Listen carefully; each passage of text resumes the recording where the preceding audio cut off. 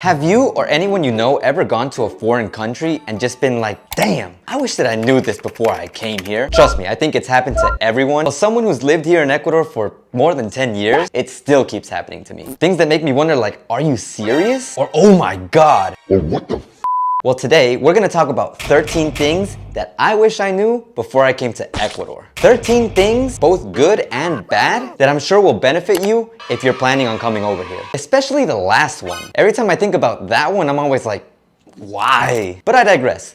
Let's begin. The first thing, which was actually a misconception of mine, actually relates to the temperatures. As you can imagine, when I heard Ecuador and I thought about equator, the first thing I thought was, damn, it's gonna be hot here. But you know, it wasn't actually as bad as I thought. While the temperatures do vary and they are a little bit more on the hot side, they weren't as hot as I expected them to be. But of course, this is gonna vary depending on which city you're in. Quito and Cuenca are actually pretty cool, while Portoviejo and Manta are actually kind of hottish. But the exception to all of this and the place that is scorching hot is apparently Guayaquil. Apparently it's because of its high population and the high amount of cars that the city has. And the few times I've been there, I definitely did not want to stay outside for very long. Air conditioner, please! The next thing we're going to talk about is the streets. As someone who came from the United States, Florida to be precise, I was used to always seeing clean streets, very organized, no problems, no potholes, everything cool. So trust me, when I came to Ecuador and saw the streets of Guayaquil, because that's where I landed, I just really couldn't believe what I was seeing. There were potholes, the cars had to swerve around to make sure they didn't hit them, the streets were very thin, and some of these things still hold true. Heck, living over here in Portoviejo, which is where I've spent most of my time, it took more than 5 years for the streets to actually look decent. Not even great, just decent. And it's not even an exaggeration. When I got here, the streets were filled with potholes. A lot of them weren't even done being constructed. There was dust everywhere to the point where a car would drive by and you just suck up all the dust in your face. It was disappointing to say the least. The good thing is that over time the quality has improved, but like I said before, it's still not to the level that I was used to seeing in the United States. Next, let's talk about the educational system. While I'm not gonna go into too much detail, I will say that it was very confusing at first, and it's still kind of confusing now. Let me explain. See, when I came here, I was actually still in high school. So logically, I had to finish high school. And in the process of getting into the school that I decided to go to, I had 3 options. 1, I could study electronics or electrica. 2, I could study something called like computer technology, which is like informática. And 3, I could study chemistry or some form of science, which is known as quibio. Now, I decided to go for quibio, but not because I was interested in science. I mean, I am interested, I'm just no good at it. But because the other 2 options would have thrown me back another year. Apparently this was due to the curriculum from the States, which actually had some science in it, so I could make up the rest following the science path that they had at the high school. So definitely faced with the decision of being thrown back a year or going to the normal year that I was supposed to be in, the choice was obvious. And that's not the only reason why the educational system is confusing. As some of you may know, I'm actually an English teacher. And while right now I'm only working at an academy, before I did work at high schools. And the system with high schools is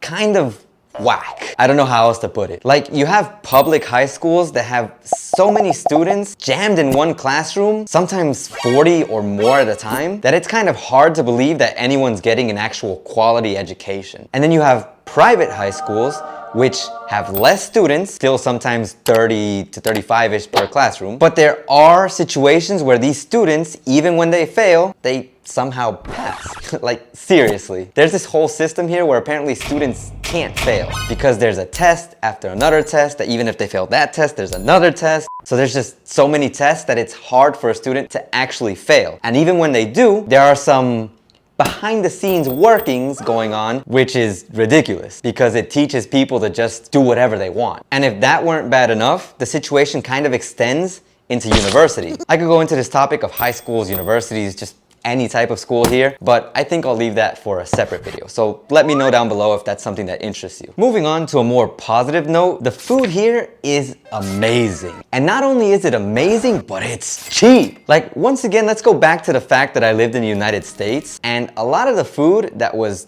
good was very expensive because obviously fast food wasn't that expensive. And even then, comparing it to here, it still is pretty damn expensive. So you can imagine my excitement when you can have so many foods, so many snacks, so many things here at such cheap prices, and they're so freaking good. It's just absolute bliss. Which makes it kind of funny that when I was in the States, my parents actually bought Ecuadorian food, but I would kind of reject it. Like for example, on this channel, it's no secret that I am a gigantic fan of encebollado. Heck, my best Ecuadorian friend, who I met here when I got to high school, told me that you have not landed in Portoviejo if you have not tried encebollado. But the thing is, before, I had never wanted to try encebollado.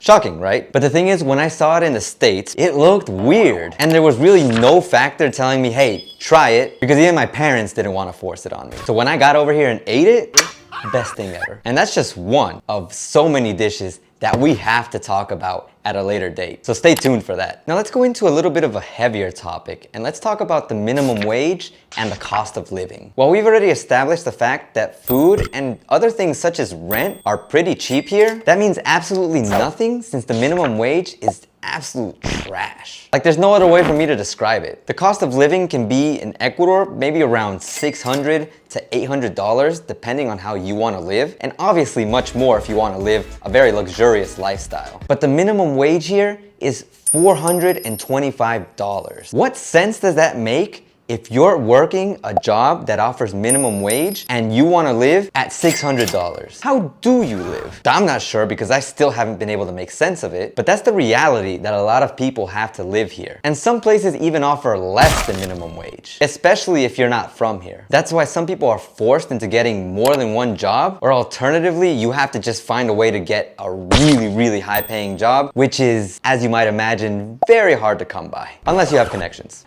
Corruption. Now, going back to a more lighthearted point, it's generally very easy here to make friends because everyone is really friendly. So much so that sometimes they would make fun of me for my accent, but that's beside the point. I remember being in the States and being in high school and really having a tough time sometimes talking to people, but over here was really easy. And leaving aside school, high school, college, or all those things, because you might come here for retirement or at a later age, you can go out and meet people, and the easiest way I know to do so is to just go out and drink, because people love to drink here. And that's actually gonna be my hidden 14th point right now. So even if you don't really know Spanish, if you know how to drink, you're gonna make some friends. And speaking of knowing Spanish, I think you really should know Spanish. Not so much for making friends, because communication can be done various ways, but more for like official things. Like a lot of people might tell you, you don't really need to know Spanish because maybe you'll find someone who knows English, someone will help you out, you're gonna be fine without it. But I think knowing Spanish is very important. So you might want to consider knowing a little bit of Spanish before you come here, or actively practicing Spanish when you are here. Just my suggestion, of course. Another point that I really feel that we have to talk about is the police. And more so the fact that the police here don't really do their jobs. Like I know this might be the case for a lot of places in the world, but as someone who came from the States and felt like I respected the police a lot and they did their job and they were always there, it was just very upsetting to come here and feel like the police was non-existent, or it was just a title with no power. And sometimes it still feels that way. Sometimes you don't really feel safe going out in the streets. It used to be worse, because when I got here, you would almost never see the police except for maybe like one driving by, and like that's it. And I was super used to, in the States, police just like hiding in bushes and just like being ready for anything. So it was, and it is very troubling when you go out and you feel like you have to be cautious, you have to leave your phone at home, you can't go this place, you can't go that place because they're dangerous, and then you realize everywhere is dangerous. So it's like, what are we doing here? Like,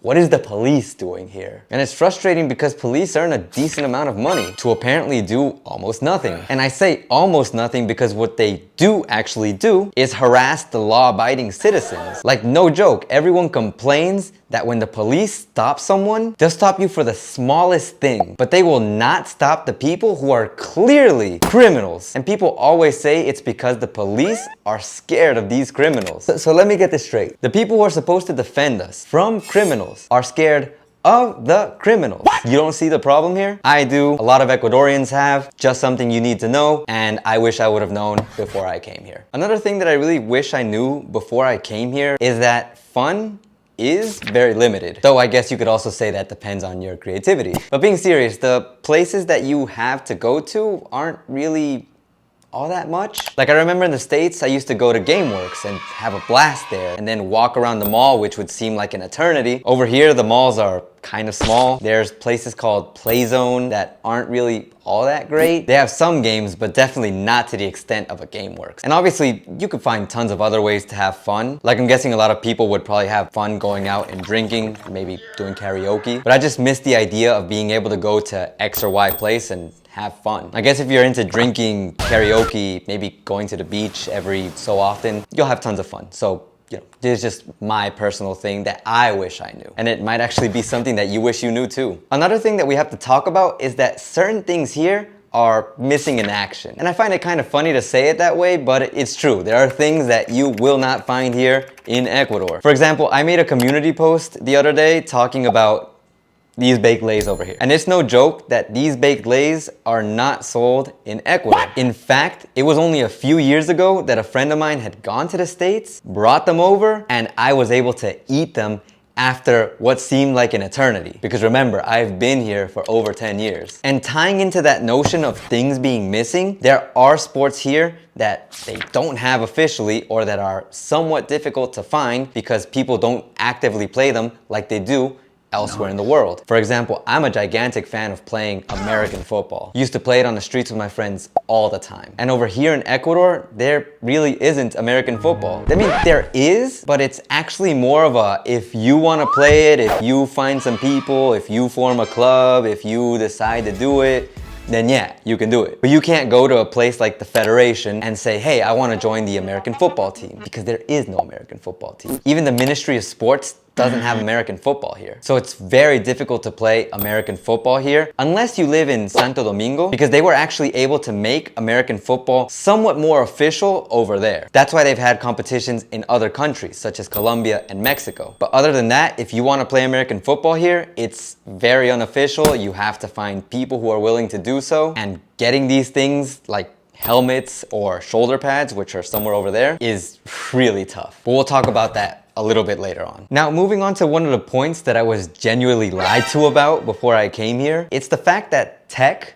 is very expensive here. And I was told before coming here that tech, or things in general, were going to be very cheap here. Maybe that's my own fault for generalizing tech into things, but I was very surprised when tech just cost a whole bunch more than anything else here. And even nowadays, tech is still very expensive. Like if you go to a tech store and try to buy a laptop, it'll probably be much more expensive than any laptop you'll find in the States, and be probably like 10 times worse. Which makes you wonder, why are they selling it here at that price? And they do it because they know you won't find anywhere else with that same laptop or a better laptop. So basically they try to take advantage of you. It's honestly a pain. So that's why I prefer not to buy any tech over here. But this leads into the final point, which is probably the most frustrating one, at least to me. And it's the fact that getting things over here is a real hassle. Honestly, it's a ginormous pain. But basically, whenever you want something that maybe you can't find over here, or you will find it here, but at a very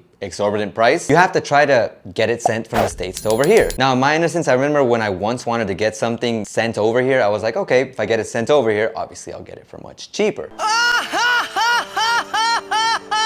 But the reality is that getting stuff sent over here comes with a premium. Sometimes you see that those shipping and handling fees are like over $100, even on sites like Amazon, which at the time of recording this video, I hope has changed. But I remember that anything I wanted was just way too expensive to get. So the alternative is getting someone to maybe bring it over. But riddle me this, how often does one come to Ecuador? I'll tell you the answer, that's not very often, especially if we're talking about someone that you know. That's why nowadays, a lot of people who travel constantly, they actually have a kind of business where they bring you things at specific prices. Obviously, amongst the things that they bring, tech is the most expensive, but they also bring you clothing, jewelry, maybe some kind of perfume, and those, they have their own price, aside from the price that you already paid for them. And I have heard that there are some systems that let you get things sent over here easier, but you have to link like a mailbox from the States and pay for that mailbox in order to get the stuff sent there, so that way it gets sent over here. And while I understand that there is a reason why things are like that, I really don't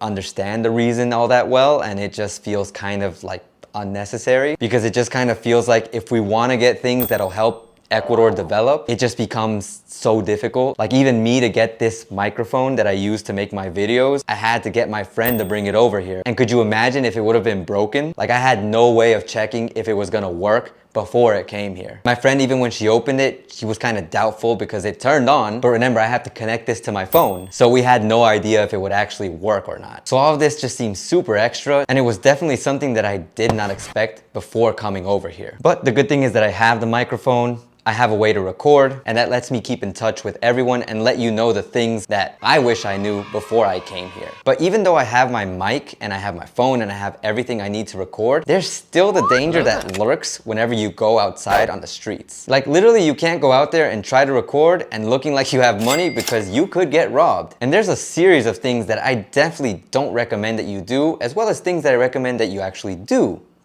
And you can check those out in this video over here, where me and my friend Roberta tell you the things that you can do and things that you definitely don't want to do over here in Ecuador. So keep yourself safe and check it out. Also check out my socials if you want to see some behind the scenes stuff, and check out my Buy Me a Coffee if you want to know a little bit more details of things that I'm doing behind the scenes. Make sure you take care, have an excellent day, and as always, ace out.